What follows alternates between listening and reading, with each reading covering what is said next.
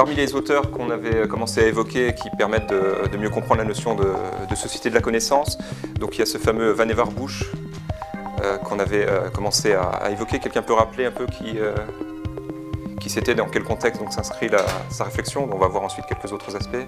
Lucie? Il a participé à la création de la bombe atomique.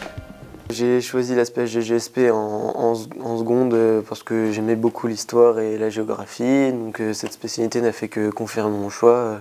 On traite des sujets d'actualité liés au passé. Et en plus, ça c'est lié à mon projet post-bac qui est Sciences Po. Alors la spécialité histoire géopolitique, sciences politiques, elle apporte en fait un complément par rapport à l'enseignement classique de tronc commun qui est suivi par tout le monde. D'une part en termes de contenu, parce qu'on va avoir des thèmes en fait, qu'on va traiter avec différents éclairages, différentes périodes, différentes études de cas, plutôt que de suivre de façon un peu plus classique la chronologie comme on le fait dans le programme de tronc commun. C'est aussi un enseignement qui permet d'approfondir davantage un certain nombre de méthodes, de vraiment structurer des dissertations ou de creuser des études de documents, davantage là aussi qu'on le fait pour les épreuves du bac de tronc commun et davantage dans la perspective de ce qu'on fait dans le supérieur, que ce soit en prépa ou en fac par exemple. J'ai choisi tout simplement parce que j'étais intéressée à la fois par l'histoire et aussi par la géographie et dans le but aussi d'intégrer Sciences Po pour après accéder à la profession de diplomate. Donc la géopolitique est une matière indispensable pour cette profession et pour la formation. Alors il y a un autre aspect qu'on n'a pas encore noté mais qui est présent dans cet article, c'est un constat qu'il fait sur l'ampleur de la connaissance qui est nécessaire pour pouvoir faire aboutir un certain nombre de projets. Alors, les élèves qui suivent cette spécialité peuvent évidemment ensuite s'orienter dans le supérieur vers des études d'histoire, de géographie.